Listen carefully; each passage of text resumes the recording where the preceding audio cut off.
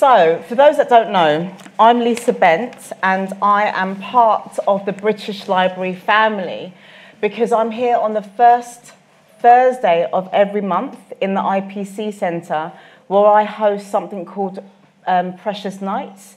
I won't go into that. You can find out all the information via the website, but it's a really rich night that is similar to this, but it's from past Precious Award winners. They are the people who are on the panel, so you get to find out more about how they started their business, what triggered them, what motivated them, their trials and tribulations, and it's a really good event, so I would love to also see you there in that capacity.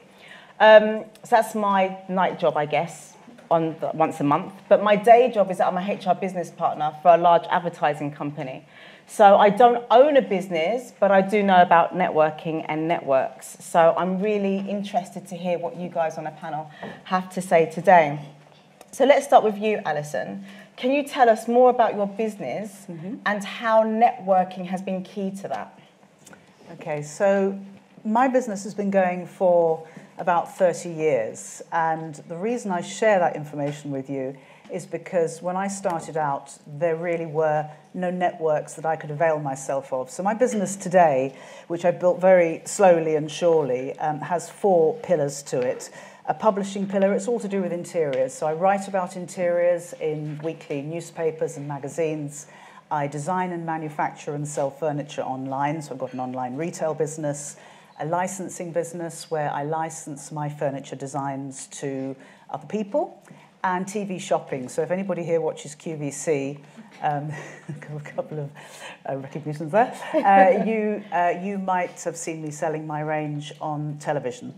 So those 4 things have taken me a good 25, 30 years to build up. And when I started out, I would say there were probably less than a handful of female role models for me. There was the lady who founded Pineapple Dance Studio, Debbie Moore. There was Anita Roddick of Body Shop, and that was kind of it.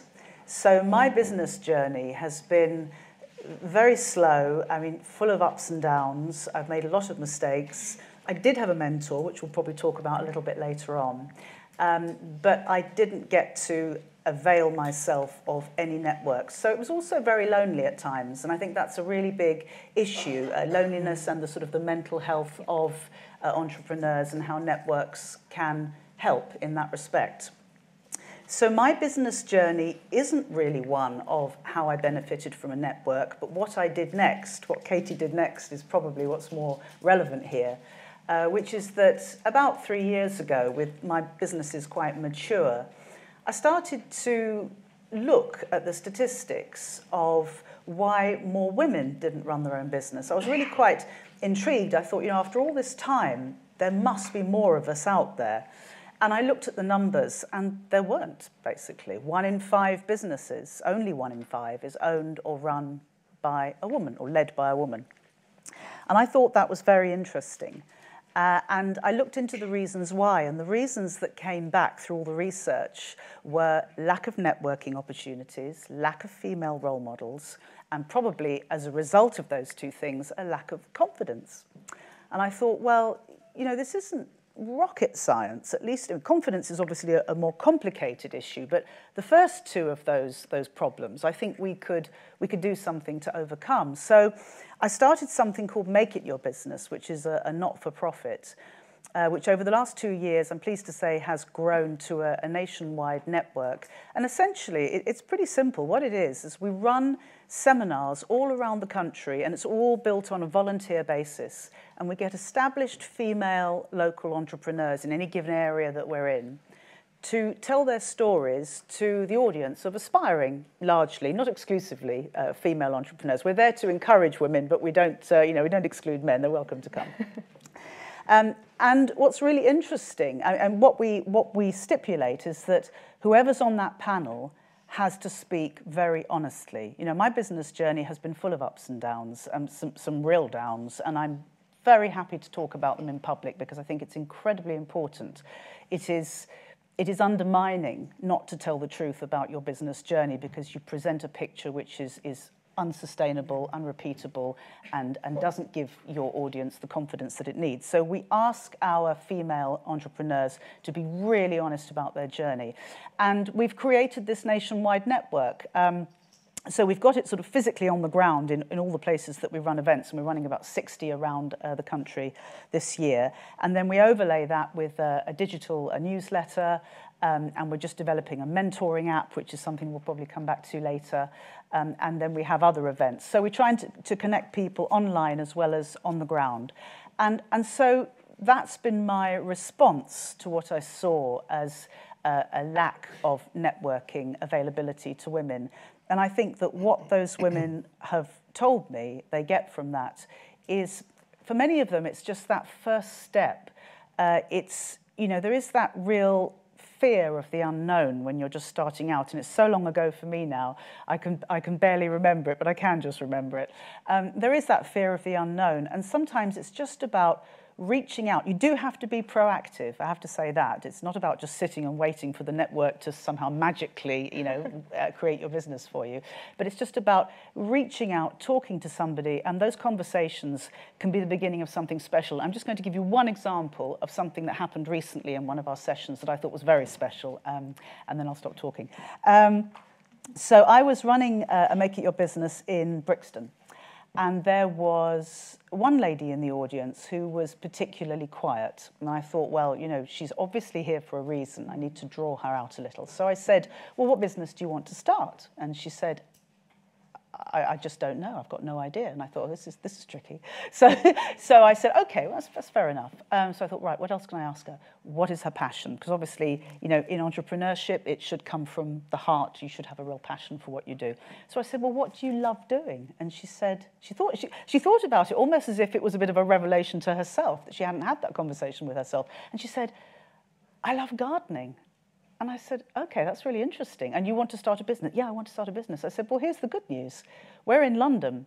And in London, there's a real shortage of gardeners. But in particular, there's a real shortage of female gardeners because they, if you like, have a sort of a brand of trust around them. I mean, you know, homeowners would tend to trust a female gardener a little more than they might do a male gardener. So you're in a really strong position. But the even better news is that last week we had a Make It Your Business at Grenfell. And one of our absolutely charming panellists was a lady who had started a gardening business in London. And she'd done a really fantastic job, and she'd gone from nothing to, you know, a totally self-sustaining business. It was her passion. So I said, I'm going to put the two of you together. And I introduced them over email. I mean, it was so simple for me to do. It was just one email. And this girl who'd sat there practically mute, you know, just not really being able to take that first step, had a real, all of a sudden, there was the beginning of a vision, a potential vision, and that was just the power of a network.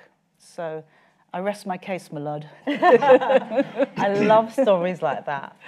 I love stories like that because then you can see something in someone else and then give them something, even if it's just a suggestion. Yeah. So thank you for sharing. And it's not rocket science, as I said earlier. So yeah. Thank you. And Ken, what do you do, and how have you used networking within your business? So, as you can see, I haven't got grey hairs, I've got no hair, so I've been around for a while.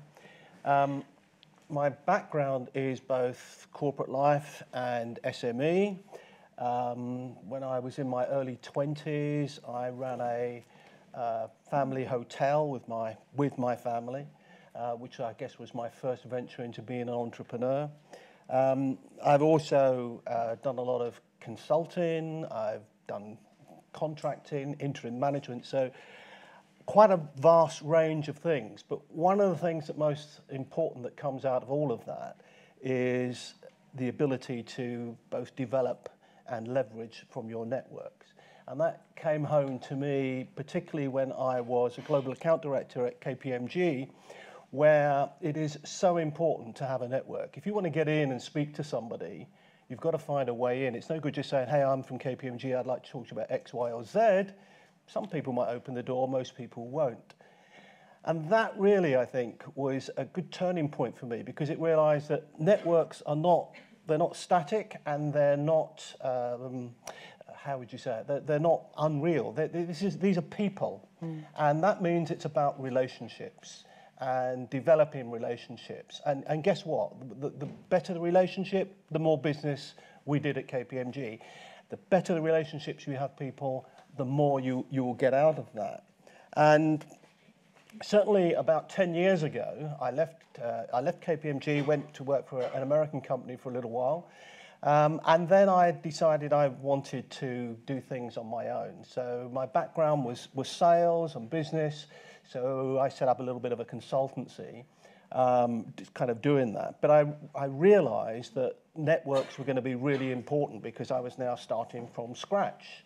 And what I wanted to do was, really fancied being a broker. I'd read these wonderful stories in the late 1800s, early 1900s, the brokers that were at the docks and found, they brought in goods and they then found a buyer for those goods. So connecting buyers and sellers, or sellers and buyers, the other way round. But you need to have a network. And everybody in this room will have a network. But not everybody in this room will know who's in that network. There may be people that are in that network, but you don't know. And then perhaps, worse still, the people in your network won't necessarily know you as well as you would like them to. And particularly if you have a business idea or you have a business, they may not know enough about that. So networks are something that has to be worked at.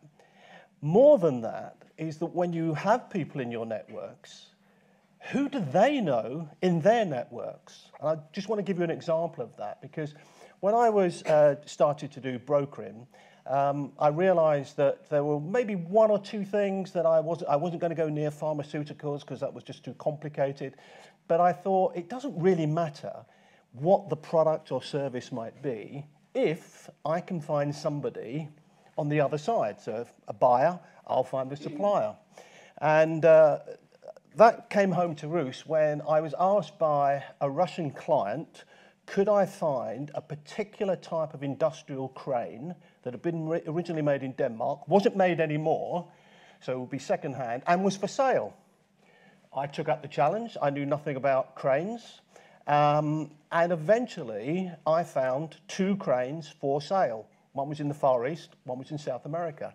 Now, I didn't have contacts in either of those 2 places, and I certainly didn't know anything about cranes. But what I did is I had connections.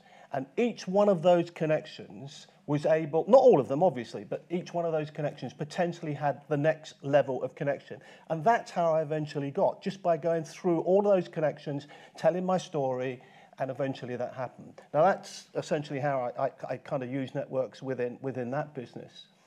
When I came to set up my wine business several years ago, I knew a reasonable bit about wine. I'd been a global account director. I'd done a lot of entertaining. I knew what was good, what was bad, and I thought this is a good business to be in. But I didn't really know about the industry. And so I wondered for a little while what I was going to do, because I looked at my network and there were 1 or 2 people, but not really enough. And this is where I use the power of LinkedIn, because the couple of people that I did know that were in industry, I looked at who they were connected to. And I therefore then wrote to each of those people and said, this is what I'm doing, might be interesting, perhaps you'd like to, connect up. But what I did do is I did say what I was doing and why it might be worth connecting. I'm sure you've all had LinkedIn where people write to you and go, hey, I just found you, we should connect. Why? So invariably you don't, unless you look at their profile and maybe it's of interest. But certainly I found the first 10, 25, that was hard, getting connected. Once you start to get connected to people who are in the industry, then the next 75 were a lot easier. And the next 1,000, and I'm not kidding here, I have about 1,100 connections, is easier still, because people start to want to connect with you because they see who you're connected with. And what those connections gave me was opportunity for me to go and then meet clients, whether it was a hotel, a restaurant, a club. Also, in terms of networking, bloggers, people in the press, being connected to all of those people helped me essentially expand my business. And then later on, when I moved the business into the consumer world, I'd already built up this huge network. So it was easy again to expand that a little bit further. So there's two examples, one about thinking about who knows who, because you know, people in your network, they have connections that will be valuable to you, but you don't necessarily know who they might be. And then secondly, using a tool like LinkedIn to actually get connected. And at the end of the day, I think it's just really, really powerful to be using opportunity to grow your business through those connections. Brilliant, thank you. Gosh, I'm just sitting here learning. I mean, I don't use LinkedIn in the way that I should. I have a question for you later that I would like to ask you later regarding LinkedIn. Naudia, what is your business and how have you used networks to help build your business? Yes. So my business is We Drifters. We're a premium sleepwear brand inspired by travel and enhanced with tech. And we just this summer launched our debut product, which is an innovative sleepwear set that helps you keep bugs away. So it's for travellers. And my story really began a few years back when I was travelling. So I was in Southeast Asia, having an amazing time, but really struggling with the insects at night. So I was really badly bitten, had an allergic reaction to my bites and my antimalarials, and kind of driving myself crazy with using bug sprays and repellent sleeping bag liners, which were just very uncomfortable. So it was there when I kind of had the idea for my business. But when I came back, I didn't really have a network as such. I was working in healthcare, so my background was biochemistry and healthcare. But I started just researching the idea, trying to work out what the steps would be to bring something like this to the market. And a lot of that was just kind of research initially alone. But what I found was to really get the product development going, I did need to start tapping into networks. So one of my key resources has actually been the British Library. So coming here, talking to experts, there's opportunities for one-to-ones. I also had the opportunity to present my idea at the Inventors Club. I don't know if you guys have already spoken about it, but it's a great club where there's inventors, there's product developers and designers, entrepreneurs from all different walks of life. And it's a kind of confidential environment where you can share your idea, share what you're thinking about and what you're developing, and just get input. And just from those types of sessions, I was able to get connections with people who had already brought a product to market, people who had expertise in manufacturing and intellectual property, getting into retail. So it was an incredible kind of launch pad to start getting a better idea of what to do. So I kind of used that initially, and then I mean, with my product, I kind of realised a lot of the traditional repellents did have limitations and many were not effective. And I kind of narrowed down to see that there was a gap in the market for something specifically in sleep. So it was that, and then talking to my connections that helped form the product development stage.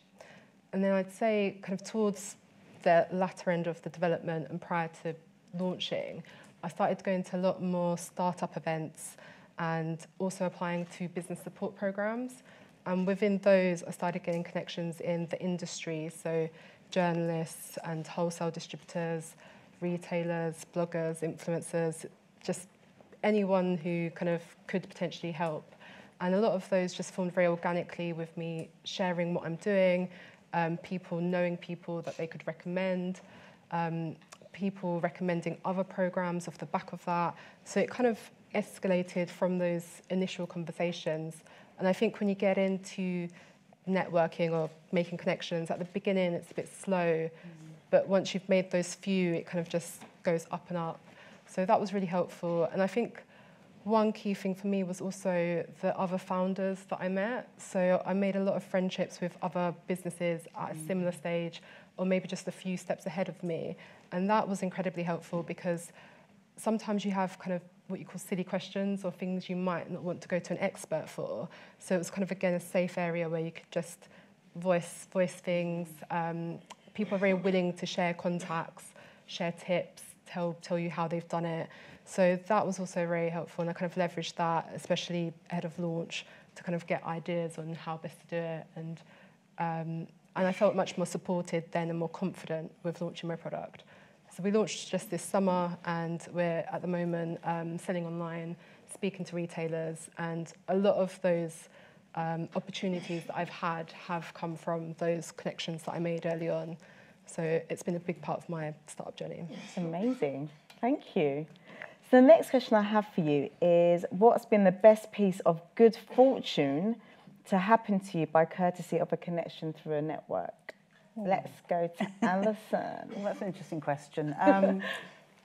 Yes, well, about 10 years ago, I was invited to go to a network called Women to Win, which is actually about encouraging more women to go into politics. And I didn't actually have any particular desire to go into politics, but a lot of people said, "Oh, Alison, you keep shouting at the television. You really, you know you should be in politics. So why don't you go along?" So I went along, but it was, I suppose the point I'm trying to make is that I went, although I didn't really necessarily think I had any common ground, but I made myself, to go back to the point I made earlier, be proactive and to go along. And to cut a long story short, have stayed in contact with this group over the last 10 years, and just little by little sort of met people, heard about politics, sort of assimilated information, formed an opinion, but from the safety of the sidelines of this network. And obviously was also very busy running my business and didn't really have the bandwidth to do two things parallel. But it all sort of came to a head last year when I got a phone call from somebody in the network who said, well, you know, they're looking for candidates for the next Mayor of London 2020, and you know you should stand for that, don't you? And I said, you absolutely, I said, my friend was on the train, this person was on the train coming back from something they'd been doing in Amsterdam, and I said, really, I won't say their name, really, have you been partaking of the local produce? Because I think you must have been smoking something. And they said, no, we think you've got all the qualities, you should do it. Anyway, so I did. So I put my name forward to stand as a Conservative candidate, as it happens, for London Mayor 2020. And I didn't get the gig, Sean Bailey did, and justifiably so, it's very good. But what it did do was put me in a very unexpected arena. It gave me access to a totally new set of experiences. It challenged me at a point in my life where arguably I might have said, you know what, I'm in a bit of a comfort zone here. I've earned it and I'm happy with it and I'm staying there. But it just took me right out of that comfort zone into something totally new. So I call it good fortune because I've also created a whole new friendship group from being in politics. I know politics has a really bad, especially at the moment. It does. I know it's getting a bad rap at the moment, so we'll put that to one side. But just in terms of forming a new friendship group, a new life experience, a new set of challenges of growing personally and being challenged, it was a huge piece of good fortune. But, you know, good fortune, what's that Gary Player saying? The harder I practice, the luckier I get. You've got to be, you know, it is about recognizing opportunity. I think that's really important. But it's also about being open to opportunity and understanding it when it presents itself and learn to say yes more than no, because yes takes you to some really exciting places. You're hearing that, guys? Thank you. Let's go to Naudia. So I've got two things that come to mind. I think one was I went to a few startup events that were actually hosted at the library, and through that I found out about an opportunity to attend a Meet the Buyer event. So I had the opportunity to pitch my sleepwear to a senior buyer at a major retailer, and off the back of that, I've been able to have a few follow-up meetings and be in early discussions with them. So that purely came about from knowing people, as you kind of said, listening out for the opportunity and just going for it. It was kind of a last-minute thing that came up, and I kind of jumped at the opportunity. And that's really, been really good for me to get into speaking to retailers. And for kind of a small brand, I think getting a way in is very helpful. And the second thing that comes to mind is I was doing a lot of networking at trade shows. So I was just attending partly to do research, to kind of understand the industry better, but just to start building up my network base. And within that, I connected to an editor of a travel magazine, and that led to our first feature in a magazine, which was actually us featuring as the top innovative product in 2019. Amazing. So that was just from networking in the trade show. Amazing. Sorry, can we just do a round of applause? Yeah. Brilliant. And Ken.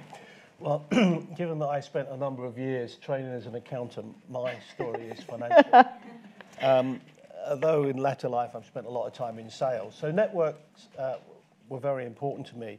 And after leaving sort of corporate life, one of the things I did is, on behalf of some small businesses, I fronted up for them their business development function. Because they were very good at whatever it was they did, but they weren't necessarily good at sales. And this is where networks come into play, is because it is difficult if you're a small business to get into a corporate, unless you have some kind of connection. And this particular company had a very, very innovative change management program. It was quite different from what was out there, particularly in the market, and they'd been very successful. And so I knew through one of my connections at a large corporate, I won't mention the name, but they're a large corporate. I went and had a chat with them, explained what I was looking for, and they said, look, we have a new HR director who's just joined. They seem to be very innovative. Would you like me to make an introduction?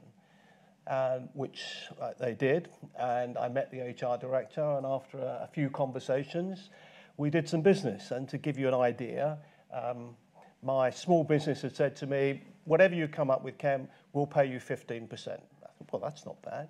And this small business did £100,000 worth of business. Oh, wow. So I got paid £15,000 for having a network, for having a connection. Was no part of the delivery, but it shows you the power. But I would add, you don't always have to be paid for making a connection. Part of being in a network and making a network work is that sometimes people will contact you and you do your best to help them be connected, because what goes around comes around. Never expect anybody in your network specifically to do a favour back for you because you did for them, but the network will. So that was my financial story. Thank you. But with a caveat, it's not always about money. No, I like it. I do like that. So you do mentoring. I do. Now you do. But before that, had you had a mentor before? Yes. Throughout my corporate life, I was fortunate enough to work for organisations that valued senior business people having mentors. So I had mentors, and always thought it was an extremely valuable experience. And then a few years ago, I went through the British Library's Innovating for Growth programme, as was 4 or 5 years ago now. And more recently, in the last couple of years, I was asked, would I come back and do some mentoring for the people going through the programme as it is today. I was more than happy to do that, to give something back. I'd had a lot out of the time that the programme had given me, so it was great to give something back. And one of the people at the library said to me, you should join the Association of Business Mentors, which I had not heard of. And I said, well, that's a good idea. I'll look them up.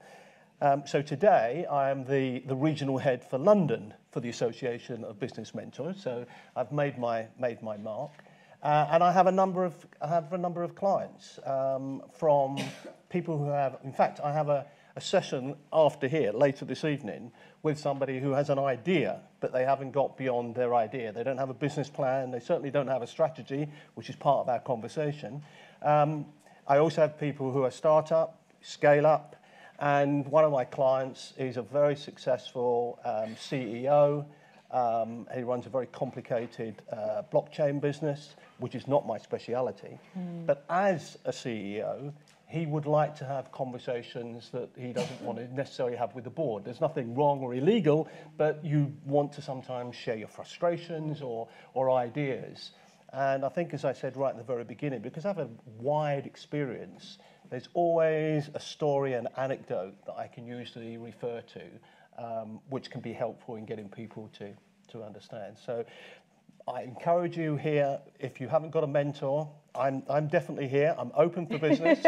And if you don't like me or you don't think I'm right for you, because of my connection with the Association of Business Mentors, we can certainly find something. No problem whatsoever. But I've got plenty of business cards. That's another thing you should have. You're great. Love it. Networking. You must have business cards. Yeah, sure. Thank you. Naudia, do you have a mentor? Currently? Yes, yeah, I do have a mentor, but before I had a mentor, I have what I call unofficial mentors. So when I was kind of developing my product, I'd kind of ask for a lot of recommendations and tips from people, and a lot of those relationships kind of built into what I would consider an unofficial mentor.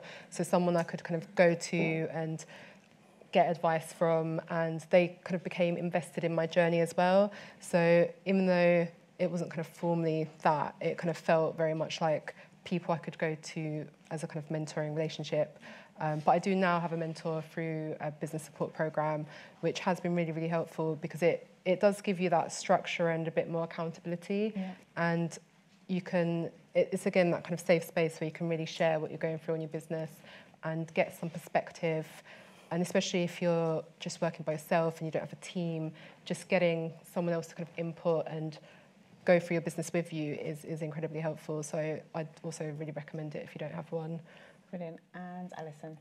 I never had a mentor, but I do mentor now, and I love to mentor because I can see what value it holds. I actually mentor a wonderful young lady, she's only 23, called Jenny Evans, who has a brand called Jenny Kate, which is an interiors brand, and just this sort of fizz of creativity, just this fantastic girl. But you know, she's 23, and when you're 23, you've only had so much life experience. Yeah. So as brilliant as she is, and she is, we will be seeing her stuff in M&S. I know we shall. You know, there are certain bits of life that she just doesn't have as much experience in. So I can mentor. But the other thing I would say about the network, any network, but for example, the network that we run, Make It Your Business, is I see lots of peer-to-peer mentoring, which is another type of mentoring. So the ladies who come, or predominantly the ladies who come to our events, are either starting up or just growing their business. But they have many complementary areas of knowledge, skills, resources. And what tends to happen in the sort of person-to-person chat that happens as part of the networking process is that they start sharing information. And you find that they're actually supporting and helping, and you know, it is a form of mentoring of each other. And off the back of that, we're trying to develop a mentoring app. So wherever you are in the country, you can be mentored by somebody who has complementary skills in another part of the country. And before I forget, I just want to extend a small gift to everybody who's here today, who's made the effort to be here. If you email, if you so desire, if you email hello@makeityourbusiness.co.uk and write the words free membership, then we shall extend to you free lifetime membership, lifetime membership of Make It Your Business. So you can become part of the nationwide network and avail yourselves of everything that it has to offer. So that's amazing, thank you. Please take us up on that. Yes. It's just hello@makeityourbusiness.co.uk. And just write free. Just write free membership and we'll know what it's all about and we'll do the rest. Brilliant. That is very generous of you. Thank you so much. You're welcome. And I think it's now a good time to throw the questions over to you guys in the audience. Does anyone have any questions? Yes, the lady just here, please.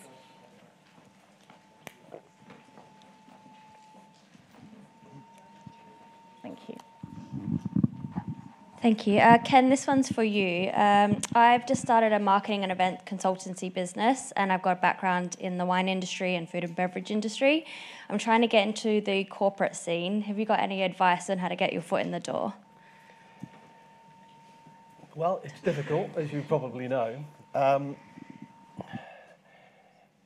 A lot of it comes down to the research you do. It's important to do quite a lot of deep research. If I go back to my sales days, if I turned up at a client, the client expected me to know a lot about the client, the products, the services. I could never be an expert. So I think a lot of it is about research, and part of that research is you're looking for names, for connections. The most difficult thing you can do on Google is to try and find an email address, because it just never comes up. Or it does come up, but it's not easy. But that's what you really need. You need an email address. The other way is that you can sometimes just phone into a corporate and ask, I want to meet somebody, or I want to send something to something in the HR. Can you tell me who I should send that to? And it's pretty simple, and they will often give you a straightforward answer. And that's, it's as simple as that. But where possible, try and leverage any connections you have. And you'll be surprised how many times in your network somebody will have a connection. Isn't there 6 degrees of freedom? It's not, you're connected to everybody in the world, so it can't be that difficult, can it? It can only be 1 or 2. So that's good research, and I think just ask around. Tell your story, ask around. Thank you. Any other questions? Lady, he can't see me, hold on. Lady just up there in the left-hand corner, please.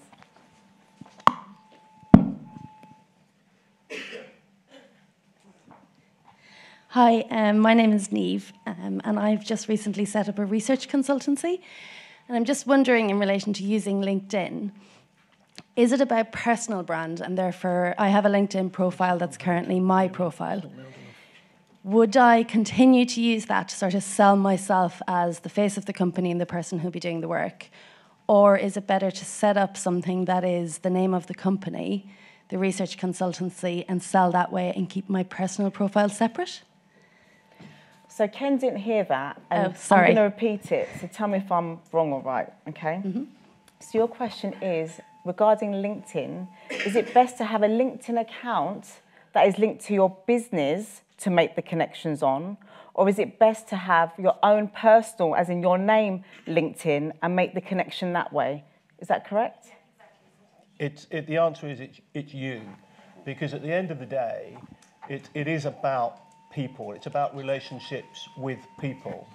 And all the time, when people buy things, they don't buy from an organisation, they buy from an individual.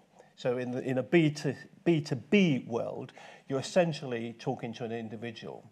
Now, okay, if you go on Amazon, you're just buying a product or what have you that you like. But if you go into a shop, then depending on the reaction you get from the person working in the shop will perhaps determine whether or not you buy anything in that shop. So it's about being an individual. And just a very, very short story. A friend of mine set his business up initially as a corporate, and it was only a small business, then as a partnership, and then he realised that actually the people he was doing business with were doing business with him, who he was, what his experience was, and therefore he then changed it to become, the name of the business was him.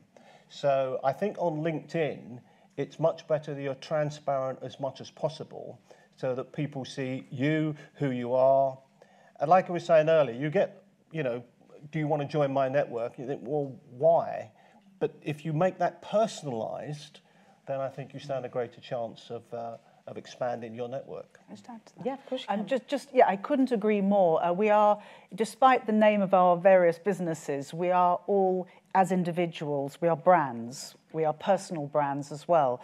And one of the points that I was going to make more generically is that when you are trying to make a connection with somebody, when you're trying to network, always put yourself, and this is a form of salesmanship, and people do buy people, it's absolutely true, always put yourself in the position of the person you wish to make a connection with and think, what is it that, I know I want something, that's why I'm here, but what is it I've got that they might want? Because that's really what you want to present to them, the value, the virtue, the reason for connecting with you, because they will want something too. So always put yourself in the reverse position and think, what is it that this person could benefit from me, and present it in that way, and then you're not going begging, you're going strong. Oh, brilliant. Thank you. Any other questions? The lady just here, please, in the front. Thank you.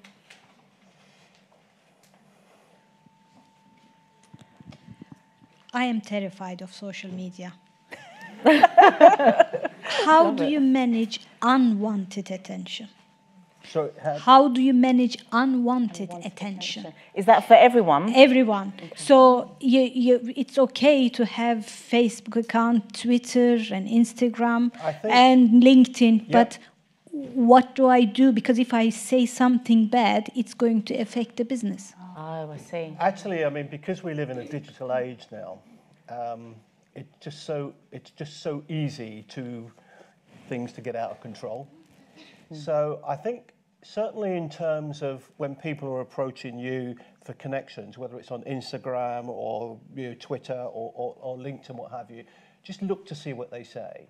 If somebody sends you a message and says, I've seen you on LinkedIn, I like the fact that you do X, Y, and Z, I do A, B, C, D, do you think that would be interesting enough for us to connect? That might be worth a connection. But when somebody just constantly is, I saw your profile, I want to connect, you just have to try and look and try and gauge what the value is. And I think the point that you just made is how's it going to work from both ways? If I connect, what do I get out of it? What are they trying to get out with it? Because I think one of the problems with LinkedIn is a lot of people connect to you and you go, okay, sounds interesting, you connect, and then you get a sales message from them. And that's just so annoying. So I always write back to them and say, that's not why we connected, and I disconnect, So I think that's another thing is manage your connections. Don't just let your connections grow and grow and grow. Think about, does this connection actually add value? And every now and again, just go through it and have a look, and then take away the ones that you don't think is adding any value to you. But wouldn't that affect the business? So somebody could be nasty and say, oh, you disconnected with me, I'm going to say nasty stuff. That's a problem as well. And you never know from the background that you might see whether they're real or not real. And are they just after stealing everything about your, who you are and what have you? And that's happened to me. I've had my business name, and I was foolish enough to have let my VAT number be out there in public. So I've been through that experience, and that's not a pleasant experience. And it took a lot of effort to get that closed down.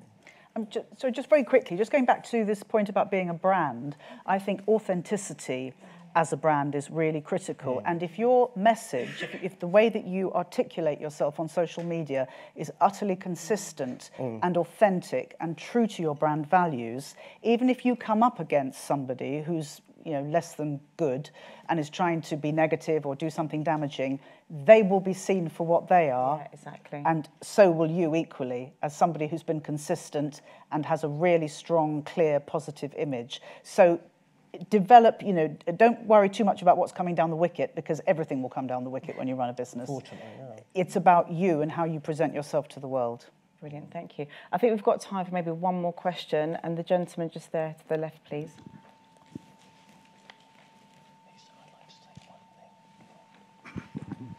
Hello, I guess this is for you, Ken. You mentioned LinkedIn a few times about let's connect type message, and you gave a little example there of don't make it a sales, hard sales kind of proposition. So have you got one or two examples of what is a sort of the sort of message that you would send? Sorry, I'm not. The sound is really bad. I can't hear. So can you give examples Can you give examples of the sort of message you would send when reaching out to a LinkedIn connection? Yeah, I think the key thing to remember, and again, it was the point you raised earlier, the key thing to remember is what's in it for the other person. I go back to my KPMG days. We would have submitted a proposal, and the client says, I'm coming back to you next Tuesday. And you go, great, fine. Next Tuesday arrives. Do you get a phone call? No. What do you want to do? You want to pick up the phone and say, you said you were going to go back. I learned from a more mature person than me at the time. He said, don't ever phone anybody unless you can be certain that when they put the phone down, they'll say, I'm glad Ken called me. And if you can't do that, don't make the phone call. So in terms of the message you write, you want to send not just your sales message, but you want to send something that the person's going to, oh, that sounds interesting. I like the sound of that. That's good. And I think that's not always easy to do. You can write a long memo, that's easy. Write a short memo, that's really, really difficult. And it's the same when we're talking about elevator pitches and things like that. So get that message concise, but at the same time, you know that the other person is going to really go, yeah, no, that sounds okay. As opposed to, it's in your face, it's obviously a sales. Thank you. Thank you. I'm really sorry. I'm trying to be really good with time. It's 4 o'clock. One more question? Do I have time for one more question? Thank you. So before you do your last point... I want to make, just an your last point about networking. Okay, then you do your point. And So I'd just like to say about networking, because we talk about networking and we often talk about going to networking to events, which is one of the things we might do. And sometimes we don't feel very comfortable about that. So my advice, if you go to a networking event, is make sure you tell your story. Tell it to everyone and tell it everywhere. You will be surprised. You will talk to somebody who has nothing to do with you, is in a completely different business, but when you tell your story, you don't know who's in their network. And that's most important. But more than that, more than networking events, and I've just made a few lists down here, this is where networking takes place, through customer and supplier interactions. That's part of the network. Getting feedback from them, getting referrals from your customers, meeting with advisors. That's another element to the network when you talk to an advisor, because they have a network. Membership of trade associations, that's another network to tap in. If you feel so inclined, produce a white paper and get a white paper out there. That's another way of increasing your network, as indeed, of course, is social media and media in general. So think about networking as always reaching out as far as you can, and often well beyond the individuals that you might meet. There are other people beyond that that may well be connected. Thank you.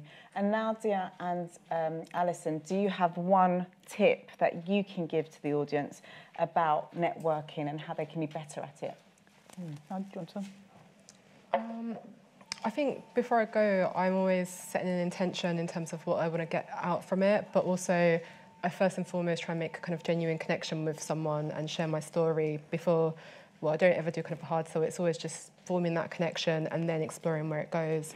But I guess another tip is just to make sure to get their details and not the other way around, so that you can do the follow-up and you're in control of the kind of next steps off the back of that networking session. Brilliant, thank you. And Alison? Mine's really simple. Always go alone. Never go with a friend. However insecure you might be feeling, go alone. Otherwise, you will stick to your friend and you won't make those connections. That is a really good last point. Thank you, everyone. Please, can you give a round of applause for Alison Cork, Davey, and Naudia Salmon.